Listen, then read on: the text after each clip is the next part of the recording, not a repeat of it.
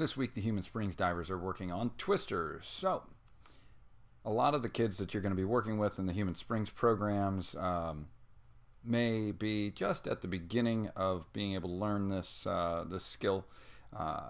You may need to start with just modeling the skills, talking about the ideas behind twisters, and doing some simple drills off the side of the pool and off the diving boards to introduce the concept of twisting.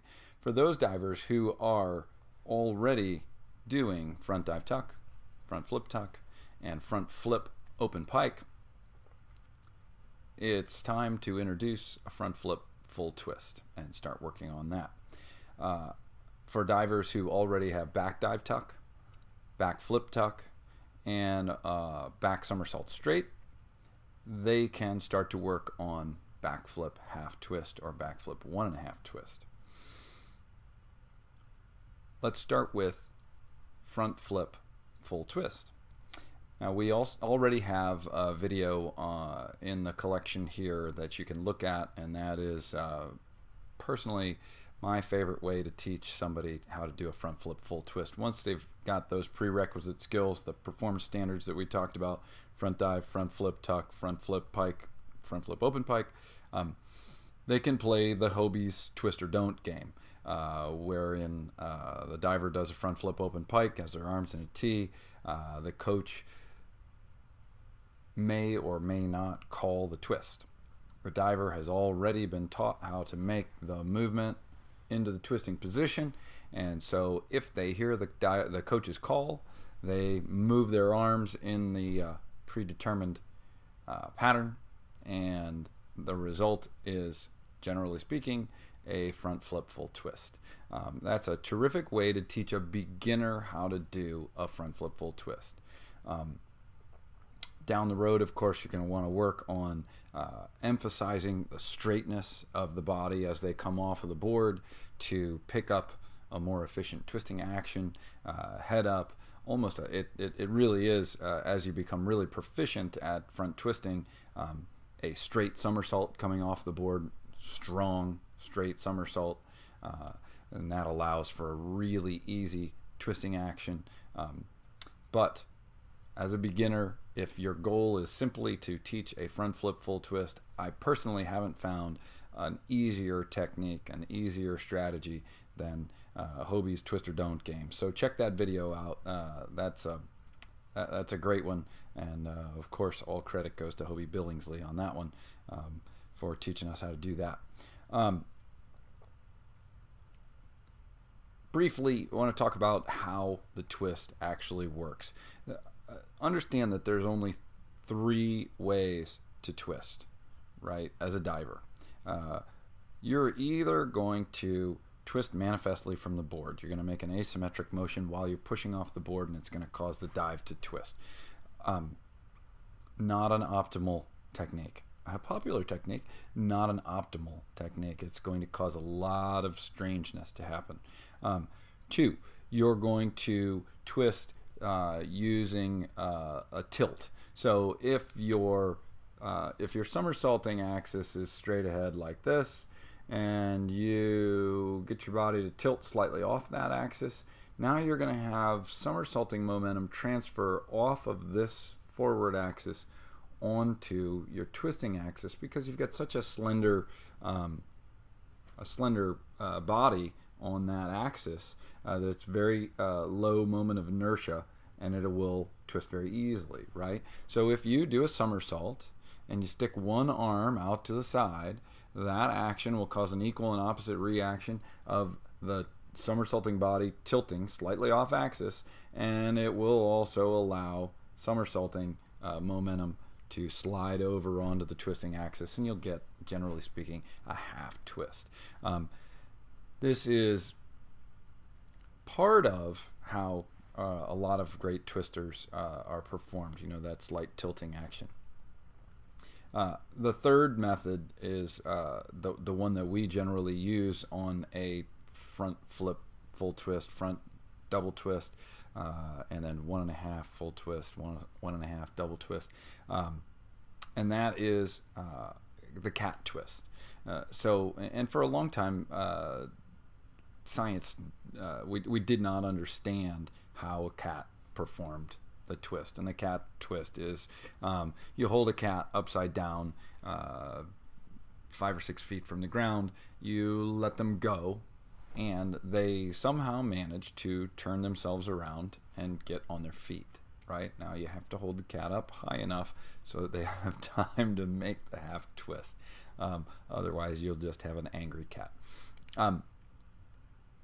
So, how did the cat do it? Well, once with the advent of high-speed photography, they were able to observe the motions of the cat. So the cat, once it's released, it folds itself into a pike.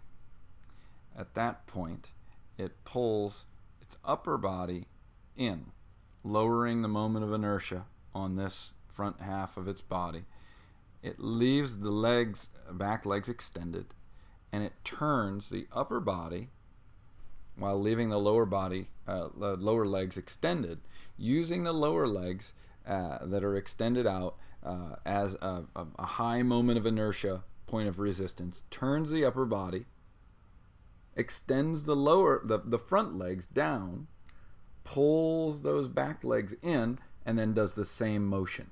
Okay, so basically what the cat does is folds the body and then uses the high moment of inertia, extended legs, to hold that part and turn against it.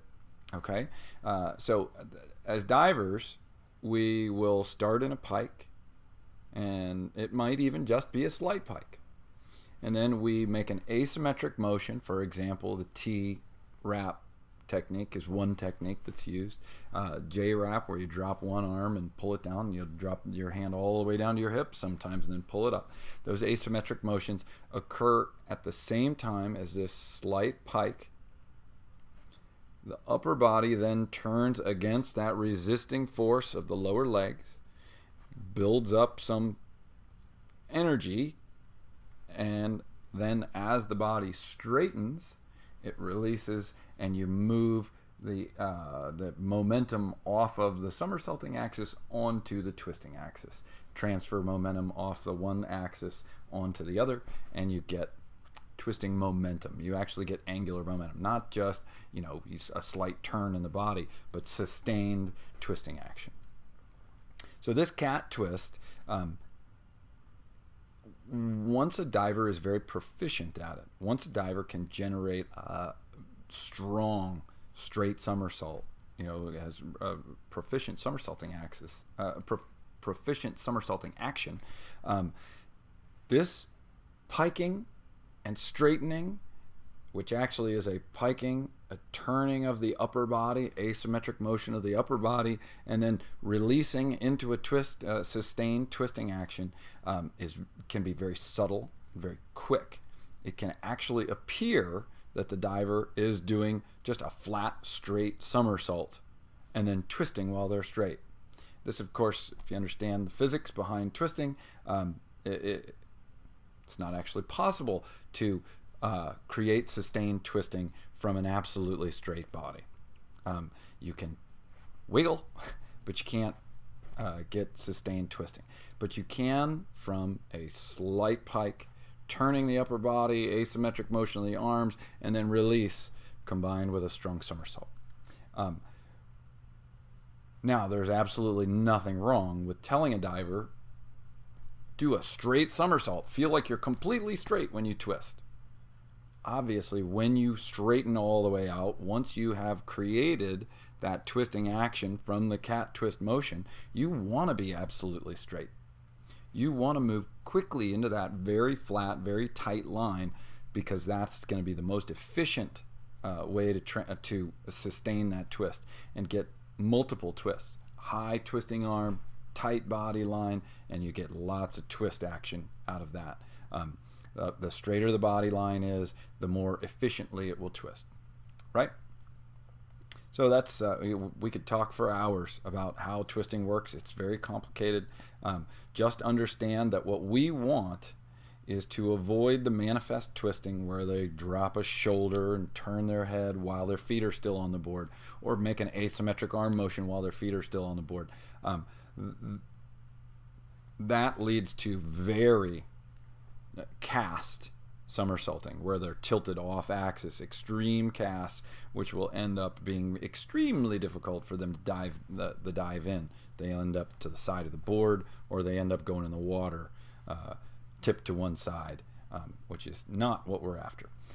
Understand that we're not after manifest twisting. We're going to inevitably use some tilting. It's going to be almost impossible to avoid some level of tilting in the somersault, but what we're really after is a shallow cat, so a shallow pike, and then a very quick explosive motion into a flat straight line. And the asymmetric movement of the upper body has to occur while the body is ever so slightly piked and moving into straight. And then you've got sustained twisting action. There is, once a diver has become competent with a front flip open and has a decent front flip full twist, it is terrific to work on front flip straights and really working on driving the heels behind them, squeezing the body line, and feeling like they're doing the somersault completely straight. That's terrific, and that will lead to better and better twisting action. Having the head up as they leave the board is critical on this dive, starting with the head up. But let's just remember, let's initiate the flip before we worry about the twist. Twist after leaving the board. Straighten the body and squeeze the body line through the hips, squeezing the heels together to accelerate the twist, make the twist more efficient. All of those things should help us to be able to teach a pretty efficient and pretty smooth front flip full twist, hopefully moving on to double twists and full twisting 1.5s. Concerning a back flip half twist, the most important thing there is that we have a good back somersault straight. If you don't have a diver doing a good back somersault straight, then you're wasting your time worrying about a back flip half twist, or any other back flip, any other back twisting action. Back flip full, a back flip straight is key. Leaving the arms up, and this is a challenge for anybody who thinks they're ready to do a back twister. Can they do a back flip straight, leaving their arms up during the entire flight through the air? So they do normal arm pattern on the board, somersault with their arms still above their head all the way around. That's a real challenge. A diver who can do that is absolutely ready to twist all day long. When they do that, and they're ready to learn a back flip half twist, the consensus among the coaches, the national team coaches at MDC, it seems to be both arms reach all the way up, one arm drops, the elbow drops behind, down and back behind the diver once the feet come off the board, really emphasizing toes up off the board. So good, strong, narrow reach, toes up off the board, then drop one elbow down and behind as they look over at that elbow to turn in that direction. So it becomes the pattern that I like to use and talk the diver through is reach up, elbow drop, T. So they go reach, elbow, they feel it start to turn, and then they T out to stop the twist. Reach, elbow, T, and they've got a back somersault half twist. Work on the core skills. Work on those lead up skills. Back flip straight, front flip open pike, moving into front flip straight. If we have good basic foundation skills for the kids, then learning the twisting will be pretty straightforward. This is twisting skills are complex. There's a lot going on for kids. It's easy for them to get overwhelmed with the different motions. So it is it's really helpful to have them go through the patterns on dry land over and over again. Let them feel what the movements are. Let them memorize that arm pattern and what they're expected to do. It always amazes me to see a kid struggling with twisters, and then I'll ask them, what is it that we're trying to get you to do with your arms? What are you expected to do? What's the ideal arm pattern? What's your goal? with this thing. And so many of those kids would just say, I don't really know. They don't understand. So that's where the dry land work and being explicit about how they're going to move. What do you want them to do? Explain to them what you want them to do and when you want them to do it. Take them through the pattern. Physically move their arms for them to help them understand it, and then let them practice it 10, 15, 20, 30 times on the deck. Let them practice it 5 times in between every attempt so they understand, all right, my arms are supposed to go to a T, and then they go across. T, and then across. T, and then across, until they can hardly think of it in any other way, and it becomes difficult for them to do it wrong. That should help. That should help a lot. All right. For kids who cannot or are not ready to do twisters, you can always have them work on front flip, tuck. You can have them work on front jump half twist, front jump full twist, back jump half twist, back jump full twist. Those are all perfectly good skills for them to work on. They can do those off the side if you're spotting them, because they will tend to lose their balance. They can fall back into the edge of the pool if you're not careful. You can also have them do it off of a stack mat. It's probably that would be a better idea, preferable to have them do it off of a stack mat into the water. They can do it off the end of the diving board once they've shown competence and you've spotted them off the side and you are confident that they're not going to tilt back into the board and hurt themselves. Okay? Good luck and have some fun this week. See if you can teach some twisters.